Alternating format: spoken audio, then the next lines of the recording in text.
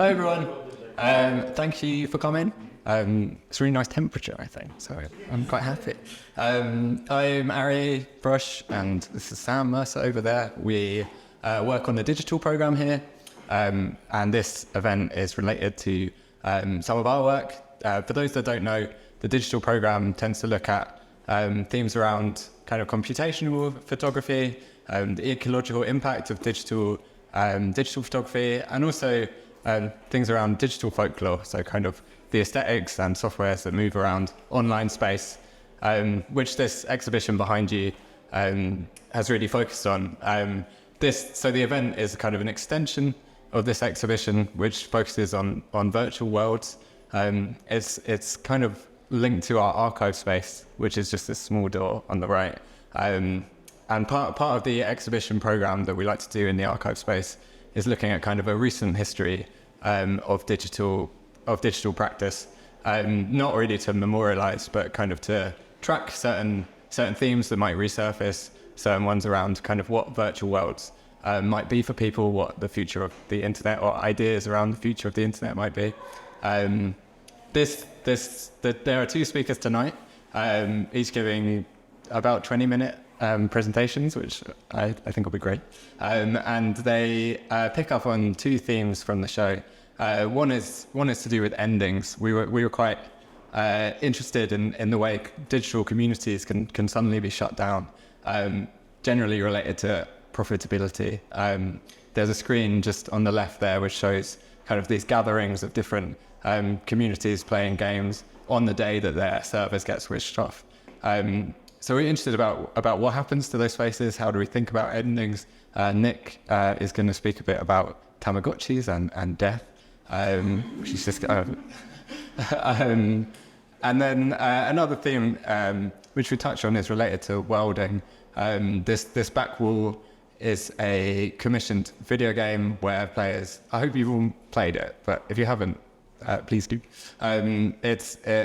Players answer a series of questions around the life cycle of a virtual world within the parameters of kind of wealth and I guess precarity. It's been kind of incredible the response we've got. There's 3,000 or so far, and people are very honest in what they write often.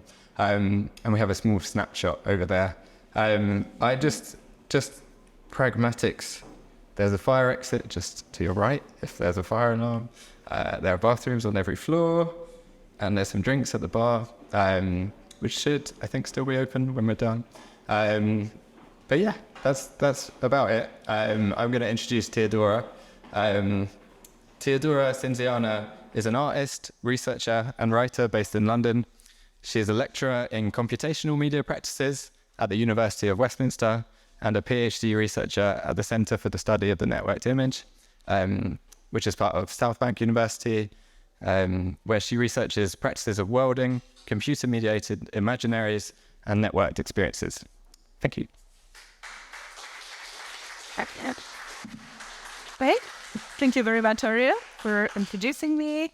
And hello, everyone. I'm really happy to be here speaking as part of the Between Worlds exhibition program. Just gonna take a moment to navigate to my presentation. And yes. So the talk that I will be giving today will broadly navigate around this idea of virtual elsewheres and how this surfaces into my practice and my research. I'll be discussing some of the questions and some of the ideas that drive this. And I feel a lot of these questions and ideas can also be connected to some of the works, the worlds that we see exhibited as part of this exhibition. So to start off, I'd like to just touch on this idea of virtually being elsewhere. This idea that we seek virtual worlds, we seek digital spaces in which we can find alternatives. And I'm going to draw here on curator Hans Ulrich Obrist, who, when speaking about video games, says that the biggest mass phenomenon of our time is games. Many people spend hours every day in a parallel world, and they live in a multitude of different lives. And video games, to Obrist, are to the 21st century what movies were to the 20th century and novels to the centuries before that. So he really sees the power of the video game as an artistic form. And I wanted to touch on this idea of the elsewhere, which appears in other contexts. So, for example, the elsewhere in science fiction or in speculative storytelling as this kind of mythical space of possibility that we may navigate to. For example, for Ursula Le Guin, elsewhere has always been a lens for kind of critiquing or magnifying some of the vexations that we may have with our own time and place, and for kind of creating our own alternatives. And also the prospect of elsewhere, of being elsewhere, appears in anthropology and social studies as something, a space that nurtures imaginings of different aspirational futures and also encourages efforts to realize them. And so both in my practice and research, I look specifically at worlds that are created with game engines or emerging technologies. And this is just to focus the topic here a little bit because world building is a vast subject that exists in various disciplines. And so I'm really looking at the game engine as a prominent tool today that's starting to move a little bit outside of the gaming industry with artists that are starting to create various works that range from digital worlds to audiovisual spaces to performative and critical storytelling projects. And so this new protocol of art production that appears in virtual contexts is starting to reconfigure some of the cultural and technological interfaces that we experience. And it's starting to create these new branches in the expanded field of arts and technology. And it's starting to blur a little bit more that physical-virtual division. And so, particularly in my own work, I'm really interested in how recent years have seen an increased interest in the misuse of software, such as game engines or machine learning. So the dislodging of it from an economic or market-oriented focus and its employment towards artistic exploration, looking into crossovers between technological, the ecological, and the mythical. And so I approach game engines in my work as frameworks, creative frameworks of choice for conjuring worlds, due to their potential for rapid prototyping and their increased capacity to render complex and real-time virtual imaginaries. And so I'm really looking at the game engine turned world engine and the way that it's repurposed for critical storytelling and artistic explorations. And so one of the things that is core to my practice and research is this idea of practices of worlding.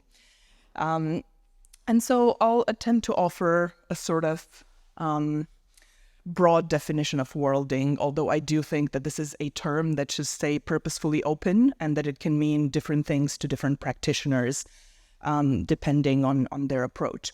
But to me, worlding is a practice that invites us to challenge dominant modes of representation, to question some of the established boundaries that we have in our society, and to imagine new possibilities.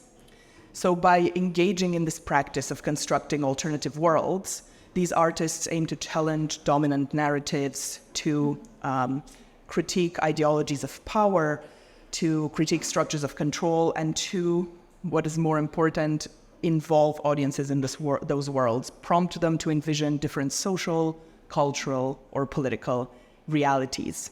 So again, I'm really interested in world makers taking these tools and platforms from their conventional roles and repurposing them as technologies of possibility. They become in this way decentered from the dominant narratives of Western cultural imagination, and they become employed towards other modes of storytelling. And so I'm really interested in this intersection between software and storytelling, of which I think the game that was commissioned as part of the exhibition, it's a really great example of how stories can be birthed and can come up through this practice of engaging with the software. And so I really believe that through worlding, we cultivate more than human assemblages. We experiment with our relationship with technology, and we foreground other possible world instances. So worlding in this sense becomes politically charged. It gains social meaning. It becomes a sort of networked epistemology of resistance, where dissent can be enabled through engaging in this practice of rendering alternative knowledge systems. And so some of the questions that I'm looking at and that I'm thinking with when thinking about digital worlds is thinking about what they can reveal about more than human collaborations, and also thinking about the critical role of software within speculative practices. So the way that the tool itself, the game engine, the code allows for a certain type of storytelling, and how can these tools become operative as instruments for decentering of master narratives. And so one core element that I think is of importance when thinking through virtual worlds, when thinking about these artifacts, about what it means to be in a virtual world, is this idea of thinking about the different topologies that appear within the virtual. So I'm really interested in thinking about how we situate ourselves in these emerging worlds and what kind of topographies operate in them and at what scales. I mean, at face value, we of course have the digital architecture, the 3D modeling, the way that pixels come together to build a space. But a computational world is a very complex media object. So beyond that space that is immediately apparent, what can a topography of these virtual worlds look like? So beyond the digital architecture, we can think about sensing systems. We can think about how algorithms record and react to us and the things that we input. We can also think about intelligence systems and machine learning and the way in which algorithms respond to us. And we can also think about interactive exchanges and the way that data flows within a system as a sort of topography in and of itself. And moving on from this, something that I find really helpful in terms of thinking through the way that we engage with and the way that we think about virtual worlds is this idea of techno-geographical thinking.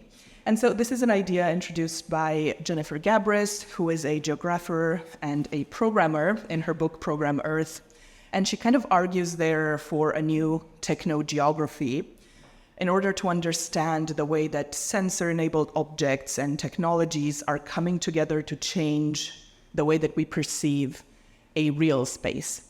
So essentially, she focuses on this relationship between sensing technologies, and she argues that in the world that we live in, there is already a kind of technological network that supersedes this. And I think that this can be a very useful way to also think about the coming together of information, technology, and space within virtual worlds. Now, that these have kind of moved on from being purely representational, and they are starting to become increasingly more complex in terms of how the human is embedded there, in terms of how we can interact and become a part of that space where communities can form, where structures of feeling can form. I'm proposing that we can think techno-geographically as well about our role and our place within virtual worlds. So we can think about virtual worlds as environments where bodies and technologies become inseparably interlinked through systems of data exchange. So much like the sensors and the algorithms that we have in the real world, in our phones and all around us, in our environment, we also are starting to see a proliferation of that into the digital. And so these emerging digital infrastructures that appear in virtual worlds, I don't believe that there's something that can necessarily be defined at the outset, but something that comes into being through the way that our relationship with technology is constructed in that space. So depending on the interactions, depending on the ways that the human situates itself in a virtual space, we have these new infrastructures emerging that are effective, that can have social potential, that can have potential to create collectives or engage us on a human level. And so having said that, I wanted to touch on what would be perhaps a good concrete way to think through virtual worlds. So beyond the face value elements of representation and the kind of glamour of visual and rendering, I one of the things that is really important to me in my practice and what I find to be a useful way of thinking through worlds is this idea of piercing the systems layer. So whilst we are engaging with a virtual world, also thinking about the system that exists there, the way that data flows within the system, the way that us as the interactor or the player or the human element in that system, the way that we actually engage with those algorithms.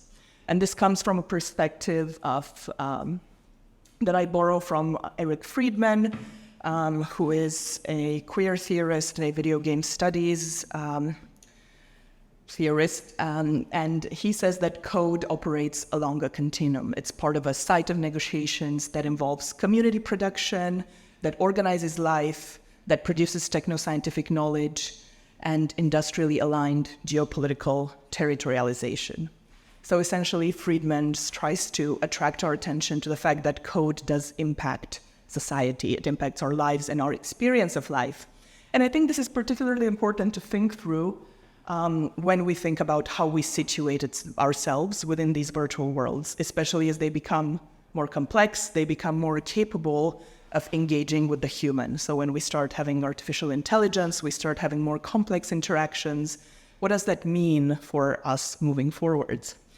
And so I think this idea of visualizing the network, or at least becoming aware of its existence, trying to understand those subtle data flows, I think this is a crucial way in which we may think about virtual worlds. And so I think that we need, as Anna Munster says, we need to immerse ourselves in the particularities of network forces and the ways in which these give rise to the form and deformation of conjunctions, the closures and openings of relations to one another. And it is at this level of imperceptible flux, because this indeed is something often hidden, of things unforming and reforming relationally, that we discover this kind of real experience of networks. And this relationality is unbelievably complex, and we at least glimpse complexity when we kind of try to visualize it. And I think it's often easy for code becomes kind of readily sealed over when we experience these virtual worlds. And I think it's important to keep at least a thought or an eye out on how these algorithms exist around us, how we ourselves become part of a network. And so moving on to this and kind of trying to reflect on the future and kind of what is coming, I believe there's going to be a wider proliferation of virtual worlds. As the exhibition showed us, we have seen already a couple that have lived and have already died. And attached here is a recent patent filed by Meta that shows a kind of magnetic sensor system that they're planning to enable ease of movement within a virtual space.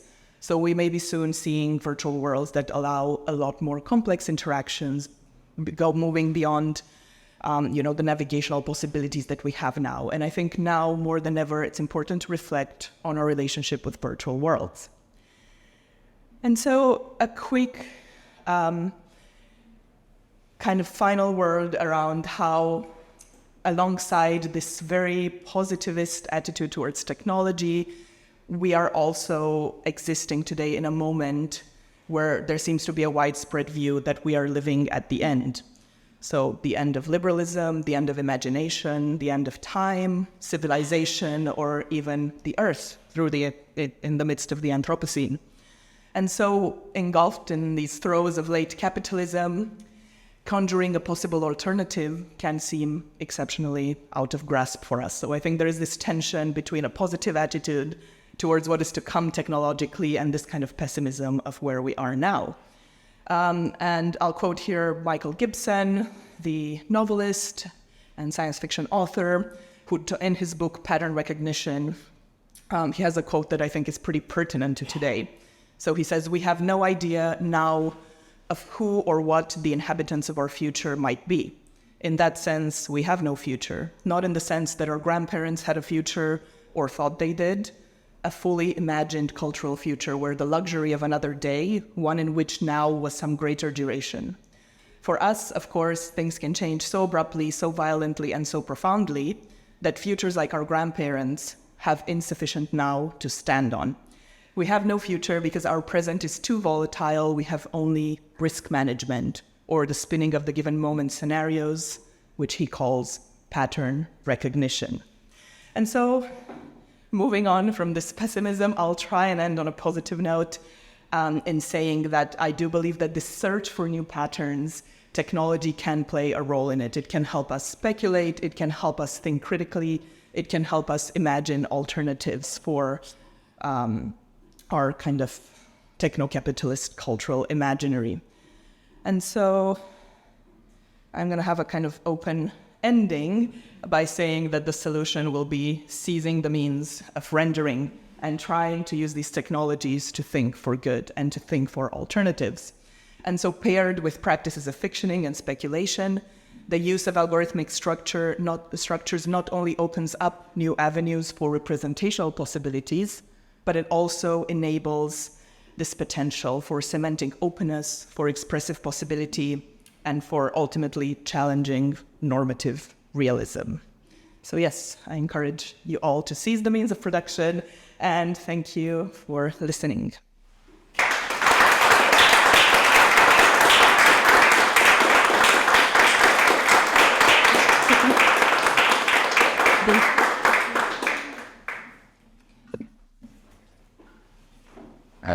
Thank you so much.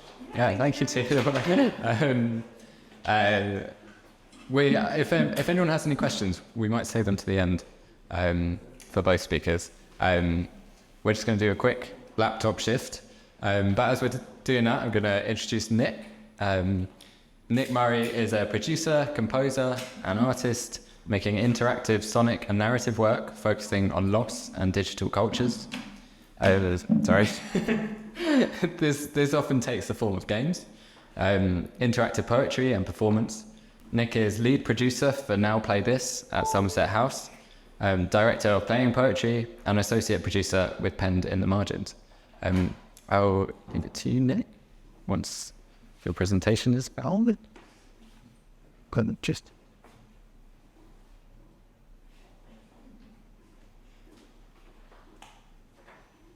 Amazing. Thank you so much.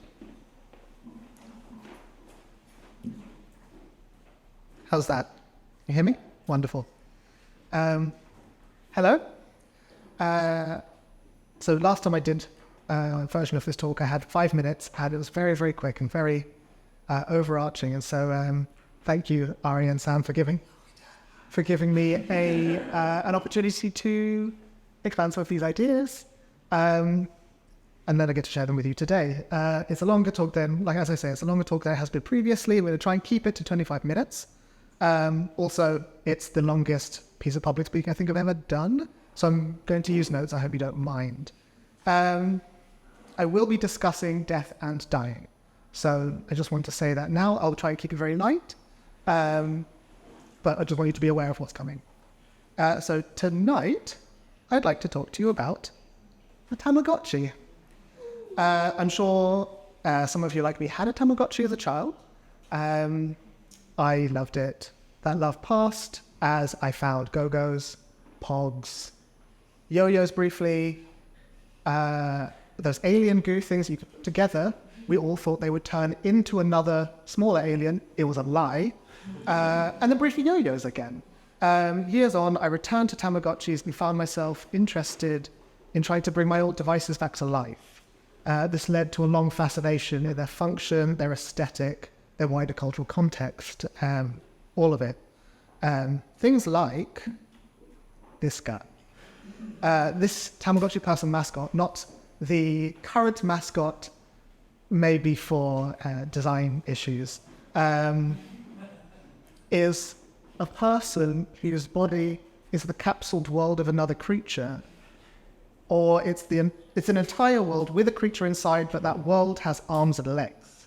I'm still working out how to process this, but I find it intriguing. Tamagotchi, a portmanteau of the Japanese words tamago and iwachi, egg and watch, launched in 1996 and peaked here in the West not long after that in 1998. Tamagotchis have continued to have success up to the present day in Japan, and even here they have a thriving collector's scene. There's a web forum called Tamatalk where the ideas of where to get particular devices can be found, or where archiving of firmware is kept. Primarily I'll be talking about the original Tamagotchi device, but I do want to give some wider context as to how far the franchise has traveled, such as a new Tamagotchi that was released just this July. The Tamagotchi Uni, which is a modern remake on the classic. You can still take care of your pet in his digital world, but now there's an introduction of an online world, a Tamaverse, if you will. It gives the hint of online interaction, allowing you to meet with other people's pets. It's quite charming. Or is it? The characters you interact with are actually ghosts or residual images of other people's characters left over in the Tamaverse. You can socialize with these reflections, go on dates, even marry them. Your Tamagotchi can marry a ghost. I'm jumping ahead a bit with this talk of ghosts, though I am interested to see if anyone works out how to game this system and leave gestural messages to future players. Just going to grab some water.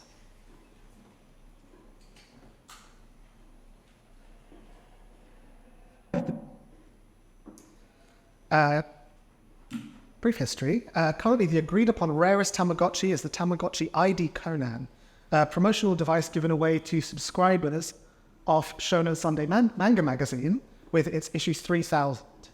Instead of the classic alien creatures Tamagotchi is known for, this one featured characters from the Detective Conan manga, serialized in Shonen Sunday since 1994. This one came out in 2010. Part of the ID series meant that it had the possibility of downloading additional games through infrared, and shortly after this, Tamagotchis evolved further to be in full color and have the ability for the digital pets to visit each other across devices. Other experiments along the way include the Tamagotchi Ocean, which had a sound sensor so that you could shout into the device to scare away potential predators, which would come at night. Or the Tamagotchi Connection Music Star, in which the creature, less a pet and more a sapient being, goes to performing art school and starts a band. Just in case anyone doesn't have a personal history with these little devices, the goal of the Tamagotchi is to take care of the small creature by feeding it, cleaning up after it, playing with it, and making sure the light is off when it needs to go to sleep. Owners of the Tamagotchi are affectionately dubbed caretakers, as though while you might own the plastic housing, you're just looking after the creature inside, until it goes on to its next place. And that place is death. The average Tamagotchi lifespan on the original device was about 12 days, with the established maximum being 25. There are spurious claims of, longest living Tamagotchi with numbers like 145 days out there, but I haven't been able to verify any of this, and Bandai, the company behind the Tamagotchi franchise, is famously tight-lipped on the software behind it. So whether it has the possibility for this to even happen, or if there is a built-in endpoint, we don't know. A predestined final moment for each and every pixelated life could exist, but we don't yet know. In newer versions, the developers understood that people wanted more time with their virtual pets, so in 2007 extended this lifespan to an average of 45 days, the very next year extending it to 60 days, and in 2009 extending the creature's lifespan to 100 days. Inside the Pocket World, nothing else really changed. The creature's life had the same evolutionary charts and evolutionary spans. You'd feed it and play with it, and it'll grow into one of a number of forms, and one day it would just cease to be. The surgeon, Atul Gawande, in his book Being Mortal, talks about how even in medical school, one isn't really taught about mortality. There's living, and then there's the bit that stops being that. He goes on to say that the purpose of medical schooling, quite understandably, was to teach how to save lives, not how to tend to their demise. So there's this idea of the mortality towards the end. If you're going to extend things, things will change, things will degrade, and that wasn't explored either in this larger idea of saving people's lives or in Tamagotchi. I do want to state that Tamagotchi does not help deal with aging. We have to deal with the idea of aging, and as human lives extend, we are confronted more and more with the aspects of life that we aren't really prepared for. So Gwandi uses this graph to talk about humans' physical health throughout their life. I kind of particularly like it because there's no information on it except this is where death is. That's it.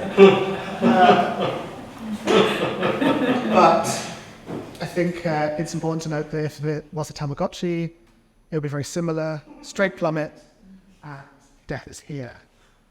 I do want to stress that I don't think that young children should be surprised into having to deal with palliative care. That's not the point of this talk. The moment of death is more interesting for me in this moment. I think that's another talk that may come later. A Tamagotchi is a toy and should be fun. But I do want to draw these parallels between our adult aversion to the process of mortality and how it's replicated in popular media across the board, which I will come to a bit later. Anyway, as I say, that next place is death, usually. While often the final screen of a Tamagotchi's lifespan would show it becoming a ghost or an angel, I remember that mine showed a UFO. Didn't die, went home. Through the years, the community of more devoted caretakers were understandably very struck by their pets' deaths, and online memorial site became really popular, so much so that listings aggregating various memorials became necessary. So this is a listing that is still online of some of the best ones with concise reviews of each, such as the basic graveyard, pretty small, or temporarily down, even the graveyard itself ceases to be. Most of them are down now, but this one, originally a tripod site, but somehow still running, comes complete with cause of death and a thoughtful comment about each pet's life. Just leave that there for you. Similarly, you may have heard about a real-life Tamagotchi graveyard, which re-entered the cultural sphere when a Reuters video from 1997 resurfaced a couple of years ago. A farmer in Punts Mill, Cornwall, who had converted part of his land to a pet cemetery, extended that even further and started welcoming digital pets for their final rest. I don't know the veracity of this, as it's not on the video itself, but the accompanying data says that this news footage is from January 1997, which means that the Tamagotchi craze had reached IRL graveyard status in just 3 months, which is incredible. Now, while the online memorial sites are framed by this sort of kind of neo-campy graphics of the early internet, you know, the kind of flamey GIFs and the dragon from before, and then also with the physical graveyard, there's something innately absurd and also environmentally devastating about burying a plastic shell and a battery. I think both do show quite a serious and considered use of mortuary rituals in contemporary culture, and that should be celebrated. People still grieve, mourn, and remember, despite whether that grief is for a human or a non-human connection. This connects neatly to the Between Worlds exhibition, and particularly to the commissioned piece. If you haven't tried it yet, please do. I think it's incredible, but and I won't spoil anything, but there is a moment in which you are invited, after making your world, to consider what happens once it's gone, how it's archived, where it's archived, and who has that. It's an invitation that follows a tradition of real-world game communities holding rituals and ceremonies across the internet for people, such as in the memorial for Carrie Fisher in Star Wars The Old Republic, as 2016. Fans from across the world gathered. Or in, slightly more recently in 2020, a funeral held in Final Fantasy XVI for a player who contracted and died of COVID. All characters being able to change costumes, dressed in black, and attended the ceremony. Or also for memorials for worlds themselves, as are in some of the videos on the far wall of the exhibition. One that I want to highlight is PlanetSide 1, an online game that lasted 13 years and had a small but dedicated fan base. And when it was finally shut down in 2016, players gathered in the last remaining server to play and share stories. There are videos online showing how the voices slowly thin out as players are booted until no one remains. A sort of final vigil before the lights go out. A digital pet or a digital world, through care and time and attention, becomes a part of you, and to see that fall away is truly a reason for grief. Well,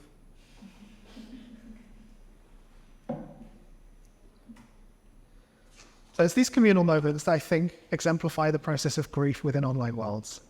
They exist solely because of their inhabitants, and so the gathering of friends and like-minded users feels like the only way to somehow take control of the end moments, to create something closer to a bang than a whisper. It's a final show of care in a space where it has been that constant care that kept the space alive. And I would like to see players of contemporary online games explore this aspect in their own worlds, in more depth before the end actually comes. How we can kind of celebrate our servers before they have to disappear. I do understand that it's probably quite academic to think about this and inquire about mourning practices while you're also trying to throw grenades or build a spaceship. So we'll work out the process behind that. I do want to bring this all back round to the Tamagotchi and this idea of care, and how care informs the process of growth and ultimately death of the Tamagotchi. I'll keep this little tangent brief, as I think it could easily drag out for another talk. We don't have time for that, but I think it's a useful thing to touch on that political scientist and ethicist Joan Tronto established that there are 4 phases of care that have to interconnect to provide a holistically caring relationship, whether that's familial, societal, or global. I'm going to list them here. So a recognition of need, just caring about. Willingness to respond, take care of a need. Direct action or caregiving. And reaction to the care process of the care receiver. While doing some research for this talk, I used Joan Tronto's phases of care as a rubric for examining the interaction with Tamagotchis, and also used it to form comparisons between Tamagotchis, Nintendogs, and Neopets, all cultural contemporaries at one point or another. To go on to those other 2 pieces that I'm exploring.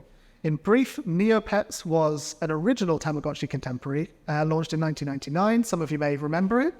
It was an online site in which you adopted a virtual pet. You could choose the color, form, and name of your pet, and through it, play a series of flash games. It led harder into the community aspect of pet ownership, and it's what we call a game as a service nowadays. Its angle was to get eyes on screens, advertising, and to incentivize a constant drip feeding of cash through an early version of microtransactions. It turns out Neopets was actually the patient zero of internet-based immersive advertising.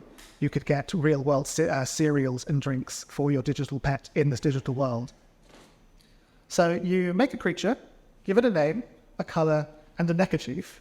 I went back to Neopets to see if it had changed. This is one I made quite recently. So yeah, I had not been for, give or take, 22 years. So lost that email address, had to make a new creature. In making it, you answer a bunch of personality questions, instilling a persona onto the pet instead of growing with it and learning its idiosyncrasies. There's no real process for caring for your pet because of this, which quickly reduces the caring about. There are text prompts, but really these don't have much effect on your pet at all. Without the systems of care with which to form a bond, very quickly your pet just becomes an avatar for your own interactions. Much like any other virtual world at the moment, it just started with an anthropomorphized werewolf. That is one of the options. So this straying from the care aspect is by design with Neopets. The world's interactions include things like investing Neopoints in a Neopet stock market, or trading digital furniture, or buying Neocoin with real-world currency for digital costumes. This is all really, really far removed from care. It's as far as I think any virtual pet game could be. There's a fundamental disconnect between care and capitalism, of which I'm sure we're all aware. the nature of exponential growth at all costs needs bodies to feed the machine. Held against Neopets, I think the Tamagotchi is actually an interesting case within this. Of course, it is from the outset something to be bought. A monetary cost has to be paid to access it. And I won't delve again too deeply into this because I think that's something to be interrogated separately. But the Tamagotchi itself is framed as a self-enclosed toy as opposed to a wider spanning game, and certainly not as a service. It leaves some of the trappings of commodification at the door, allowing for the quieter, slower aspects of care to take center stage. And as a game as service, Neopets fundamentally does not want your creature to die. You need to remain in the world for it to function. A friend of mine, when talking about this presentation, sought out her old login and sent me this. Just over 20 years, that poor creature has been sitting in the ones and zeros, miserable as dying, yet unable to pass on.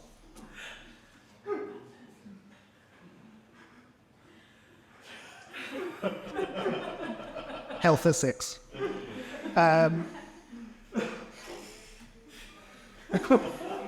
With a Tamagotchi, you're allowed to experience the end, to witness death, sit with that feeling for as long as you need before taking hold, hitting reset, and hatching a new egg. So I think about this in parallel to Nintendo's Nintendogs, which came out almost a decade later but existed alongside Tamagotchis throughout its lifespan. A ton of complexity was added to digital pet ownership. You could play various intricate games, verbally speak commands into the Nintendo DS's microphone and get a response. But importantly, your digital pet was immortal. You were given the idea of a pet puppy, as much as you were now given completely new avenues of access and connection to a digital pet. Its world was even further removed from your own. And I do fully understand the reasoning behind this. In being confronted with a puppy and its mortality, that can be quite traumatic. I definitely don't think they should have built death in. But Tamagotchi's digital alien is fairly abstract as a creature and a concept, so death can be perceived and understood at a hand's, if not a whole arm's reach. Though I do wonder about the subtle shaping of a generation whose digital wards, perhaps given as like an easy start to pet ownership, repeatedly perished overnight. So what started a lot of this for me, and the reason I'm bringing this aspect of my beloved digital pets to you, is that I want to posit that the Tamagotchi is the single most effective use of death in any video game ever. I stand by that. We talk a lot about games literacy, what inherent or learnt knowledge one needs to be able to play a game, from being able to use a controller with multiple buttons to knowing the arcade game terminology of like an MMORPG. With a Tamagotchi, the single foundational piece of knowledge required is an understanding of death. It's not the understanding of how to keep your creature alive or how to help it grow. Both of these things are taught gradually through feedback loops that are already present in the game and need no introduction. If a manual were to be written about these, it would be so long given how granular those growth cycles actually are. With the 3 buttons on the front, each of which has a simple singular function, and just the knowledge of what death is, a caretaker or player of this early life sim can access a rich, though minuscule, digital world without any prior experience or skill. Death is not a deterrent, like in other games. It's not the punitive reaction telling you that you have to get better. Instead, it's part of a cycle that taught a generation of early gamers that there is more to be learned through process and through iteration. It certainly shaped how I interpret digital spaces and informed how I make my art. Instead of a signal to stop talking, listening, caring, death within these constructed worlds can be a fundamental part of the whole. As I mentioned before, there's no in-game drive to restart the device on death. You can let it stay on the ghostly or wobbly spacecraft screen for as long as you like. And during that time, your departed creature and its handful of days is represented on screen as its own memorial. You can't interact with it directly, but there's a level of communication that we undertake as living beings interacting with death. this built-in mechanic, while being a near-perfect ludic process, I also think echoes back into the real world. In the aforementioned book, Gandhi states, "Death is not a failure, death is normal, death may be the enemy, but is also the natural order of things." Seeing this literally writ large, it might seem obvious. But I don't think it's something we always consider, not just with our games, but with life. And something as simple as a Tamagotchi with its mechanic of digital death can inform the real world and provide a guiding light on some of those processes. The psychotherapist Irvin D. Yalom posits that at one's core, there is an ever-present conflict between the wish to continue to exist and the awareness of inevitable death. To adapt to the reality of death, we are endlessly ingenious in devising ways to deny or escape it. Now, I think while this is absolutely true, the Tamagotchi serves as a small island in this storm of denial. In the most gentle way possible, children are given the tools to experience death with actually very little coddling. I think that the feedback loop of the Tamagotchi life cycle ripples out further than the little plastic device itself, forming a grounding and an acknowledgement of the mortality of others and to some extent oneself. My research hasn't gone as far as to investigate how this impacts us as adults who had Tamagotchis the first time round. I think that our understanding and denial of death is rooted in something a lot more complex by the time we've learned about precarity and fragility. But I do think that the little sliver of care shines through into our adult lives. That is to say, if you have a chance, I invite you to try digging out your old deceased digital pet and bringing it back to life. Hopefully yours can teach you a few things, like mine taught me, before flying off home. Thank you very much.